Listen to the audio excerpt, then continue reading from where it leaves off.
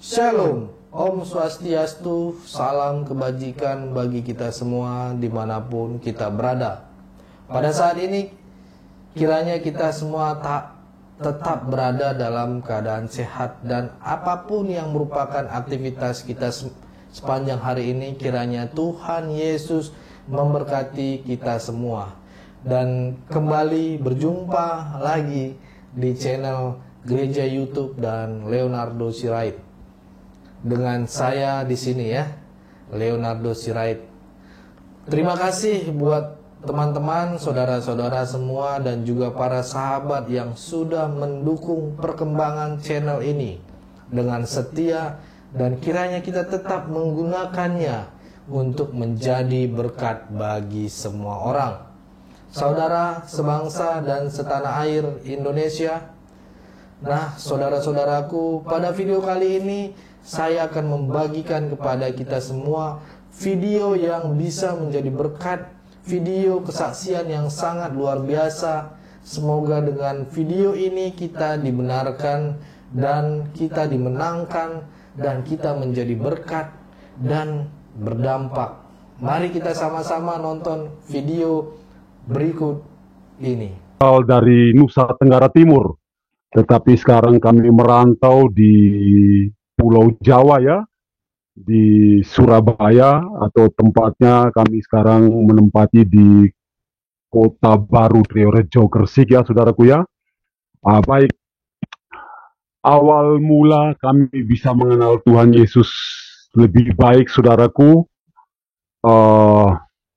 tentunya kami sendiri ya, lahir dari orang tua yang Kristen, tetapi kami sendiri tidak seberapa paham atau tidak pernah membaca Alkitab itu dengan sungguh-sungguh ya saudaraku ya. Kami sesekali ke gereja untuk mendengarkan firman, tetapi kami sendiri mempunyai keberanian untuk selalu menjawab setiap pertanyaan dari saudara-saudara kami ya saudaraku ya. Ini berawal dari kami diundang oleh Ketua RT di lingkungan kami ya, tepatnya di Kota Baru ya, Triorejo saudaraku.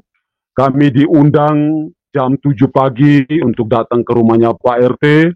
Di situ disambut oleh Pak RT dan juga istri, anak dan juga saudaranya ya.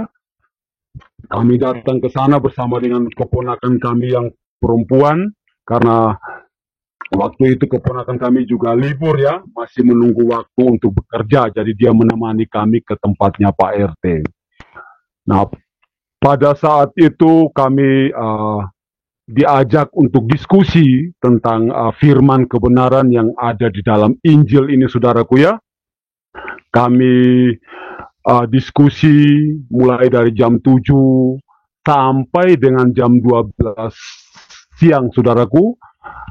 Itu kami sudah selesai diskusi, dan pada akhir kami pamitan itu sekitar jam 12 dulu ya saudaraku ya. Tapi waktu itu Pak RT, istri dan juga anaknya memohon kepada kami untuk sabar sebentar agar kami bisa sama-sama minum yang namanya teh ya, teh es teh atau teh panas itu. Kami minum dan duduk ngobrol seperti biasa sampai dengan jam 2 siang saudaraku.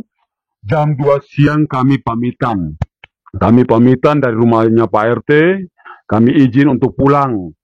Tetapi waktu kami bangun saudaraku, mau bangun dari tempat tidur untuk keluar dari pintu gerbang rumah Pak RT, itu Pak RT sempat memohon kepada kami ya, katanya begini, sebentar Pak Jody, izinkan kami untuk bertanya sedikit atau satu pertanyaan saja. Ya, kami mengatakan, ya silakan Pak. Kami mengatakan silakan, dan pada waktu itu pertanyaan Pak RT itu begini, apakah Yesus Kristus itu adalah Sang Dajjal? Nah, karena kami sendiri tidak tahu siapa itu Dajjal ya, kami tidak paham siapa itu Dajjal, karena kami juga tidak mau mencari tahu ya dulu ya, kami tidak mau ke situ, ke ranah saudara-saudara kami ya. Tetapi waktu pertanyaan itu dijelaskan, kami seolah-olah itu merasa percaya diri dan kami menjawab seperti ini, saudaraku. Kami menjawab begini, iya betul, Tuhan Yesus Kristus itu adalah Sang Dajjal itu sendiri. Karena kami berawal tidak paham, saudaraku. Begitu beraninya ya, begitu beraninya kami mengatakan hal seperti ini, saudaraku, bahwa Tuhan Yesus Kristus itu adalah Sang Dajjal itu sendiri. Wow, setelah kami ucapkan ini, Pak RT juga kaget, kami juga kaget, saudaraku. Nah, pada saat itu juga, yang namanya iblis mulai merasuki kami, saudaraku. Jadi rasa ketakutan itu mulai luar biasa, saudaraku. Dari rumahnya Pak RT itu kami sudah mulai terganggu. Nah, kami langsung mohon pamit ya. Kami pamit dan Pak RT pun mengizinkan istri, anak, dan juga saudaranya mengizinkan kami keluar dari pintu rumah dan kami keluar dari pintu gerbang ya, saudaraku ya. Nah, dari pintu gerbang itu kami sudah punya rasa ketakutan yang sudah mulai timbul itu sudah mulai luar biasa, saudaraku ya. Jadi kami naik motor dari rumah Pak RT ke tempat kami itu sebenarnya tidak jauh, saudaraku ya. Paling jaraknya sekitar mungkin 5 sampai 60 meter dari rumahnya Pak RT ke tempat kami. Tetapi pada waktu itu keponakan kami minta kami untuk ke pasar dulu belanja keperluannya karena 2 hari lagi dia masuk kerja. Ya, kami menuruti ya, ayo kita ke pasar. Waktu kami sampai di pasar, saudaraku, itu ketakutan semakin luar biasa. Semakin luar biasa. Bahkan kami melihat setiap orang yang menatap kami, itu kami sudah punya ketakutan yang luar biasa. Kami berpikir begini, orang itu mau mencelakai kami, atau mau memukul kami, atau mau membunuh kami. Itu pikiran-pikiran yang ada di dalam diri kami ya, saudaraku ya. Setelah kami mengucapkan itu tadi ya, kami menghina Tuhan Yesus Kristus tadi ya, saudaraku, jadi kami sudah punya ketakutan yang luar biasa. Nah, setelah keponakan kami belanja, itu mungkin sekitar hampir 1 jam ya, belanja, itu kami sudah punya ketakutan semakin tinggi, saudaraku. Akhirnya keponakan kami ajak kami pulang, dan kami pulang sampai di rumah. Waktu sampai di rumah, saudaraku, kami langsung masuk ke dalam kamar, kami kunci pintu. Nah, ini kelihatannya sudah sangat aneh ya, karena keponakan kami juga sudah tahu bahwa dari tadi di pasar juga tingkah kami sudah lain, sudah tidak seperti biasanya. Akhirnya keponakan kami mengetuk pintu, tapi kami tidak buka. Terus keponakan kami ini menelpon almarhum istri kami ya, yang pada waktu itu almarhum istri kami juga masih hidup ya. Beliau lagi menerima job menjaga pasien di rumah sakit ya, rumah sakit Adi Husada ya.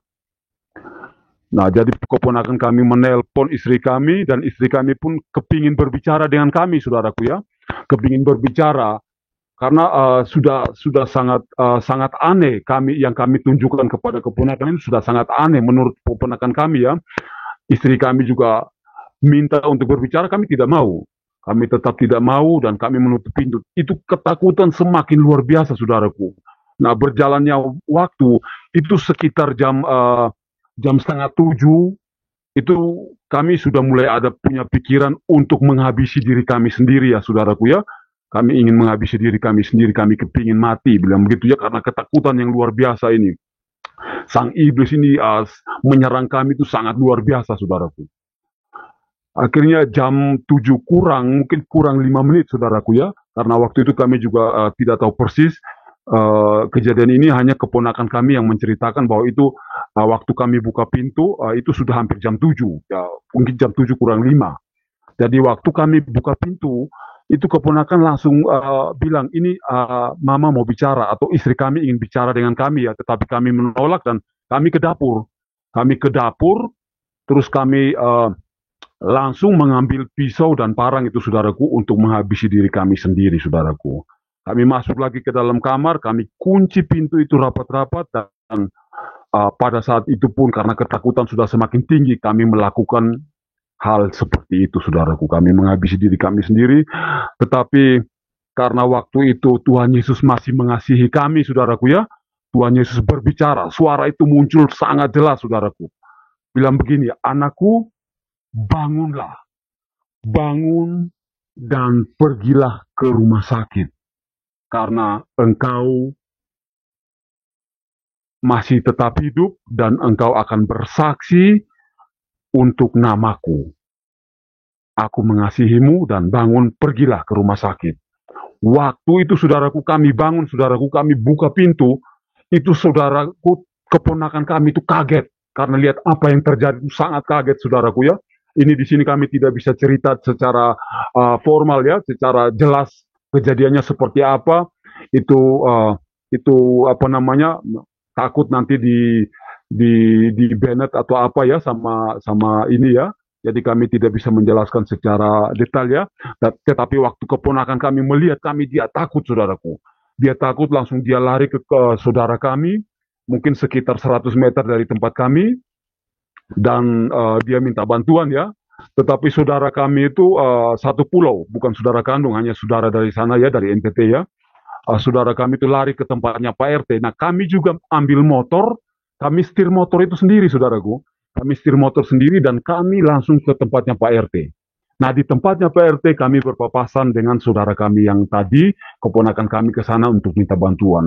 Dia juga kaget, saudaraku, melihat kondisi kami, dia kaget sekali. Dia kaget, tetapi kami hanya cuma bilang, iya, kami terus. Tapi waktu kami bilang terus, itu suara kami sudah tidak ada, saudaraku ya. Suara kami sudah tidak ada, tidak jelas begitu ya.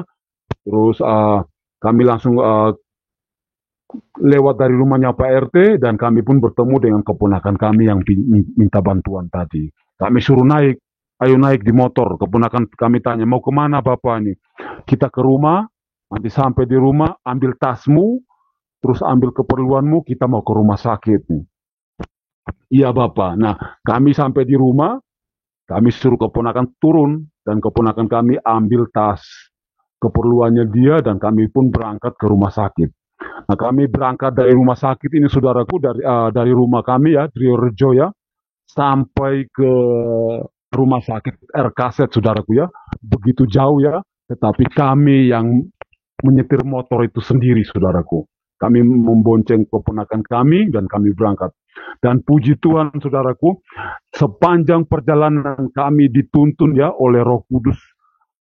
Jadi waktu kami lewat saudaraku tidak ada hambatan. Padahal itu kalau Surabaya ya atau daerah Wiyung ya, daerah Wiyung itu kalau masih di bawah jam 10 malam itu tidak ada yang bilang tidak macet. Itu semuanya macet saudaraku.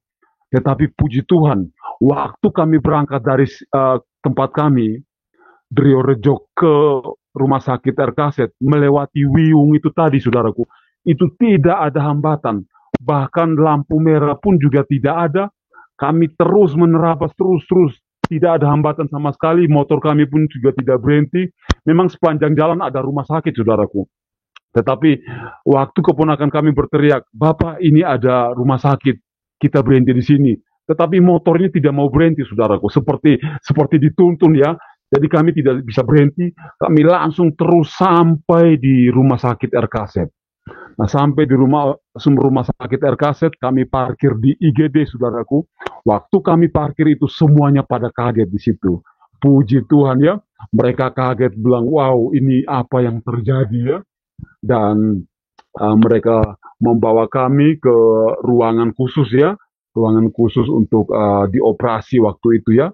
Dan istri kami pun sudah sampai ke rumah sakit RKZ ya, karena istri kami awalnya masih bekerja di rumah sakit itu Adi Husada, dan istri kami minta izin untuk datang di RKZ menjenguk kami. Dan istri kami pun almarhum istri kami pun mulai mengurus semua surat untuk dioperasi. Nah, puji Tuhan saudaraku ya, ini Tuhan Yesus berkarya luar biasa ya di rumah sakit ya. Waktu malam itu dokter tidak ada saudaraku ya. Jadi jadwal dokter itu jam 5 pagi ya. Jadi kami itu menunggu sampai jam 5 pagi saudaraku. Kami harus dioperasi. Tetapi puji Tuhan saudaraku, waktu operasi darah kami normal saudaraku ya. Padahal kejadiannya dari jam 7 itu tadi ya, sampai jam 5 subuh, darah segitu banyak saudaraku ya, mau bercucuran dari atas, dari tangan, dari perut, bagaimanapun itu bercucuran begitu banyak ya, sampai satpam di sana juga kaget semua dan lari semua ya waktu melihat kami pertama kali sampai ya saudaraku ya.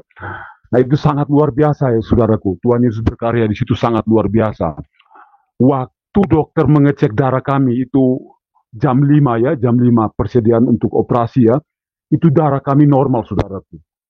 Dokter juga kaget waktu itu dan dokter pun mulai operasi. Setelah operasi baru menurut dokter kami dihimbau untuk menambah darah sekitar 2 kantung ya, 2 kantung darah ya. Itu istri kami yang menyampaikan semua bahwa setelah operasi selesai hampir 1 jam itu baru kami disarankan untuk tambah darah 2 plastik ya. Ya puji Tuhan saudaraku ya. Nah waktu di rumah sakit juga Tuhan Yesus berkarya itu luar biasa saudaraku. Menurut dokter medis, suara kami ini tidak akan bisa ada. Kami tidak bisa punya suara. Kalau mujizat Tuhan berkarya di dalam hidup kami itu 4 tahun sampai 5 tahun baru kami bisa berbicara, saudaraku. Luar biasa, sangat-sangat luar biasa, saudaraku ya. Jadi waktu medis mengatakan itu, istri kami juga kaget. Tetapi kami sangat yakin, saudaraku, dan istri kami pun juga yakin. Almarhum istri kami pun juga banyak berdoa ya. Dia juga adalah seorang penginjil ya, penginjil jalanan juga. Jadi dia berdoa terus dan puji Tuhan saudaraku. Waktu kami 6 hari di rumah sakit RKZ itu kami dipindahkan saudaraku. Kami dipindahkan ke rumah sakit DR Sutomo di Karangmenjangan ya. Jadi 6 hari kami di RKZ, kami dipindahkan ke DR Sutomo. Nah di DR Sutomo itu saudaraku tiap pagi hari yang pertama ya, hari ke-7 kami di sana, kami tidak pernah tidur saudaraku ya. Hari ke-7 itu kami bangun, kami jemur panas. Kami jemur panas sambil kami baca Alkitab ya, kami mulai membaca, walaupun dulu kami bisa berbicara, tetapi kami pakai pulpen saja. Kalau kami mau minta sesuatu, kami pakai pulpen, kami catat saja begitu ya, minta ke istri atau ke keponakan atau ke suster ya, kami catat di kertas saja. Nah kami jemur panas di hari yang ke-7, itu sampai sore, kami tidak mau pindah, kami tidak mau tidur. Luar biasa, itu kekuatan yang Tuhan Yesus berikan itu sangat luar biasa saudaraku. Jadi kami di sana tuh bukan seperti orang sakit, tetapi kami seperti orang sembuh di sana. Ya di hari yang ke-7 itu ya, sampai keluarga-keluarga yang menunggu pasien di sana ya, keluarga-keluarga pasien mereka menunggu di luar dan kami pun duduk sama mereka di luar situ dan mereka pun heran. Pak Jody ini kan orang sakit, kenapa kok duduk di sini? Kami bilang, kami bukan sakit, kami sudah sembuh, kami sudah sehat. Wow, luar biasa ya ini. Tuhan Yesus baik. Kami bersaksi juga ya, karena di situ ada saudara-saudara kami, di situ juga banyak ya. Tapi waktu kami bersaksi cuma pakai kertas. Nah, puji Tuhan saudaraku, melewati hari ke-7, masuk di hari yang ke-8, itu pagi kami jemur. Kami jemur, jam 9 kami dipanggil lagi ke dalam untuk pemeriksaan oleh suster. Terus kami keluar lagi, setelah pemeriksaan kami keluar lagi, kami berjemur lagi saudaraku. Di hari yang ke-8. Kami berjemur tepatnya jam 2 siang saudaraku. Itu tiba-tiba istri dan keponakan itu mendatangi kami di tempat panas ya, di taman itu ya. Kami di taman, kami jemur panas itu ya. Nah waktu istri datang sama keponakan di tempat kami bilang jangan. Nah waktu kami bilang jangan atau kami bilang hey. Nah waktu kami bilang hey begini saudaraku, itu suara kami itu tiba-tiba muncul saudaraku. Yang awalnya tidak bisa, tiba-tiba muncul. Langsung keluar. Kata hey ini keluar, tapi belum begitu jelas. Hanya puji Tuhan sudah terdengar oleh semua orang di situ dan keponakan kami dan istri kami saudaraku.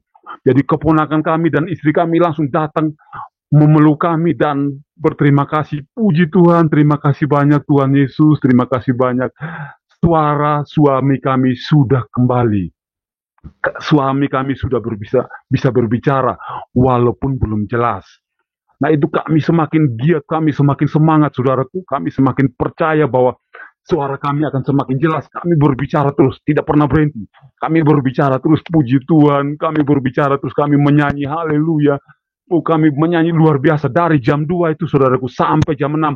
Saudaraku, suara kami normal kembali, jelas kembali. Tidak ada yang namanya tidak jelas. Jelas semua. Apa yang kami bicarakan, istri kami tahu, suster kami tahu, dokter kami yang di rumah sakit RKZ tahu semua. Suster-suster sana mulai mengetahui bahwa kami bisa berbicara. Nah, di hari yang ke-8 ini kami berbicara, saudaraku, itu gempar. Jadi, dokter yang di rumah sakit DR Sutomo memberi kabar kepada dokter yang di rumah sakit RKZ. Gempar, saudaraku. Karena menurut mereka, menurut ilmu medis, suara kami ini kalau mujizat Tuhan kan 4 tahun ya. Tetapi puji Tuhan 8 hari kami sudah bisa berbicara, saudaraku. Tuhan Yesus itu luar biasa, saudaraku. Kami bisa berbicara dan di hari yang ke-10, saudaraku, semua dokter datang. Dari RKZ dan juga dari DR Sutomo datang dan mereka duduk, berdiri ya, berdiri di kaki tempat tidur kami dan mereka melihat begini. Sampai mereka kepingin tahu ya apa yang terjadi, tetapi kami bilang ini adalah karya Tuhan Yesus, jadi jangan kaget. Ya, Tuhan Yesus yang memulihkan kami sehingga kami bisa berbicara. Ya, puji Tuhan, mereka tersenyum dan mereka pergi. Tetapi waktu sampai di luar, saudaraku, ada satu dokter. Ini dokter di rumah sakit DR Sutomo ya. Dokter, dokter ini kembali ke ruangan kami dan datang di kaki tempat tidur kami lagi. Waktu datang di kaki tempat tidur kami lagi, dokter ini berkata begini, Pak Jody, saya rasa Pak Jody ini orang sakti. Langsung kami jawab begini, oh ya, tetapi yang sakti itu bukan saya, tetapi Tuhan Yesus Kristus yang sakti, yang sekarang ada di dalam diri saya. Rohnya bekerja, sehingga saya bisa pulih kembali, saudaraku. Karena yang sakti itu Tuhan Yesus Kristus. Dan saudara kami dokter itu tersenyum, dia tunduk, dan dia pun berjalan. Haleluya. Tuhan Yesus baik, saudaraku. Dan di hari yang ke-12, kami minta pulang, saudaraku. Jadi di hari yang ke-12 kami pulang, karena kami sudah merasa sangat-sangat sehat ya, saudaraku ya. Dan kami Pak Jody, pulang saya ke rumah tambahkan kami. sedikit ya. Pak Jody, boleh saya tambahkan sedikit ya, biar penonton tidak bingung dan bertanya-tanya mengenai pita suara saudaraku. bisa berbicara. Jadi sahabat Miracle, memang Pak Jody tidak mengungkapkan semua karena memang ngeri ya kejadiannya. Jadi pada waktu di kamar, Pak Jody mau mengakhiri hidupnya, dia menggorok lehernya lebih dari setengah. Ya, sahabat Miracle, sampai di situ saja saya bisa tambahkan. Dan menurut dokter, wah, seharusnya orang ini sudah tidak ada. Apalagi pita suaranya mau sembuh lagi, tidak mungkin. Kalaupun Tuhan kasih mujizat yang 4 tahun. Nah, tetapi luar biasa, dalam 8 hari sudah bisa sembuh. Jadi mengapa Pak Jody sangat bersuka dan sangat bergirang dan sangat memuji Tuhan, karena memang pada waktu itu setengah lehernya. Oke, dilanjutkan Pak Jody. Memang agak ngeri juga. Betul. Luar biasa itu, pita suara hampir putus, saudaraku. Haleluya. Baik. Nah, di hari yang ke-12 kami izin untuk pulang, dan mulai saat itu pun kami semakin giat ya untuk membaca Alkitab dari Kejadian sampai Wahyu, dari Kejadian sampai Wahyu. Itu kami selalu mempelajari karena kami tahu bahwa kesempatan kedua kali Tuhan Yesus memberikan kami hidup ini itu untuk bersaksi dan juga memberitakan firman kebenaran ini kepada setiap saudara kami yang rindu atau ingin berkenalan dengan yang namanya Tuhan Yesus Kristus itu, saudaraku. Haleluya. Oke, saudara, itu dia videonya. Cukup menarik ya. Kalau menurut kalian gimana, silakan tulis pendapat kalian di kolom komentar.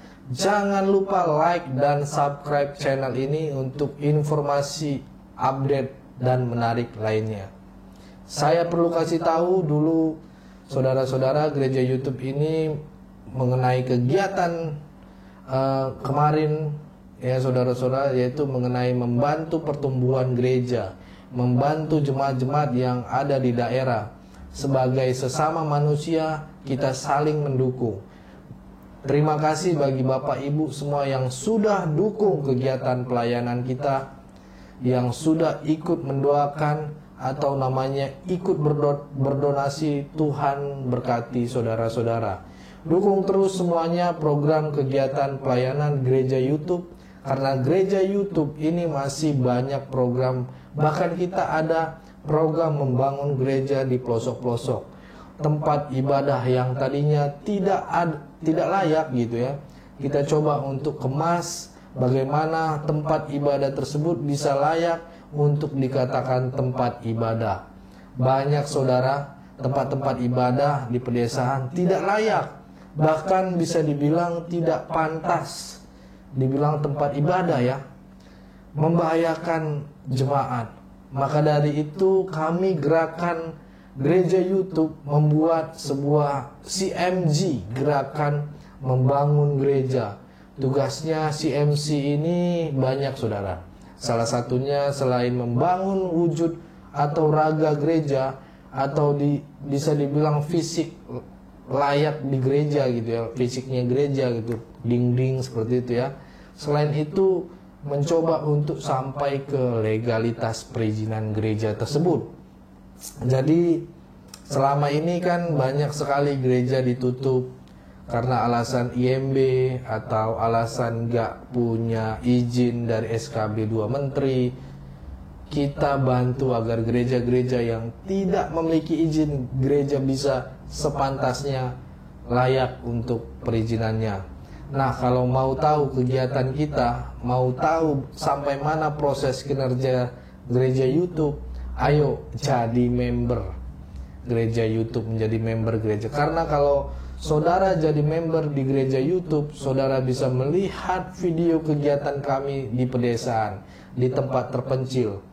Kenapa harus dibuat member?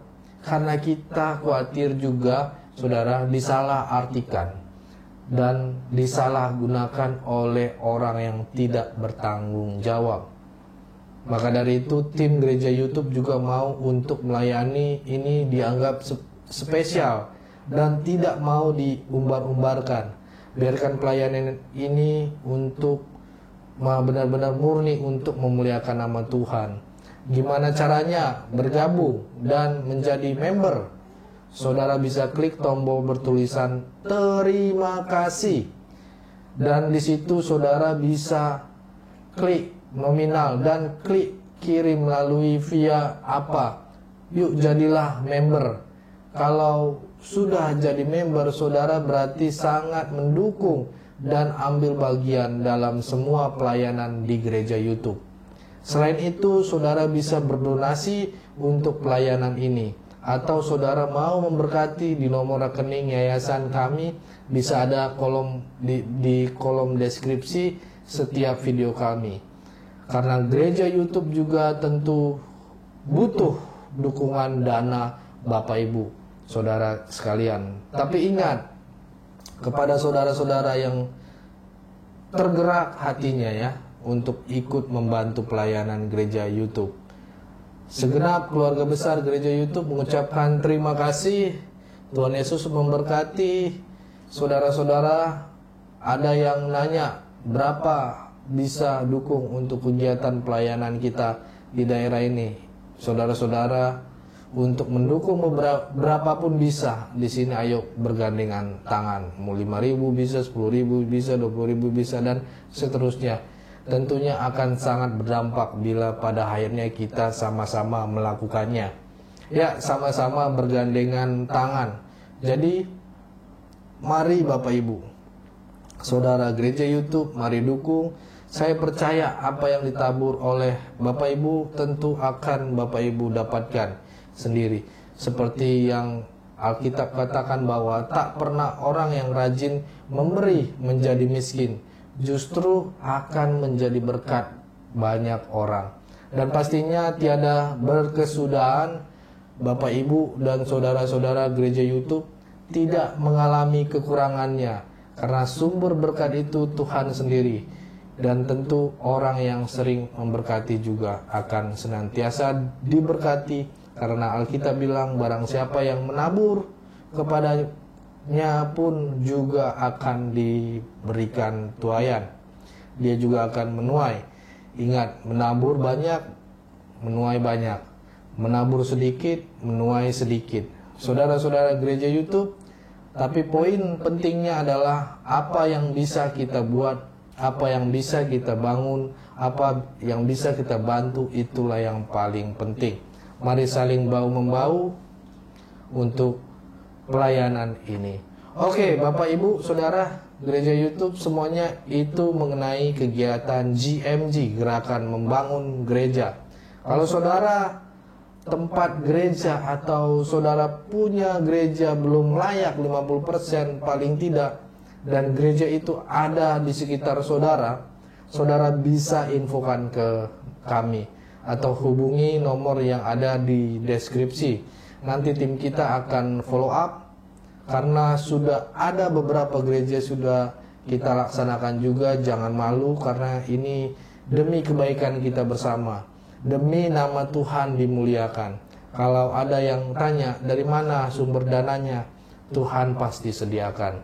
Tuhan pasti pertemukan orang-orang baik, orang-orang yang mau memberi dan menjadi berkat. Sebenarnya sudah ada beberapa yang kita pegang juga, jadi jangan malu saudara. Infokan langsung biar kita follow up. Kalau gereja itu layak, kalau gereja itu layak, kita juga senang ya. Apalagi makin banyak gereja-gereja bertumbuh. Ayo kita gunakan platform gereja YouTube ini untuk menyalurkan dan menjembatani gereja-gereja kecil di pedesaan. Gereja-gereja yang belum layak, sebisa mungkin kita layakkan.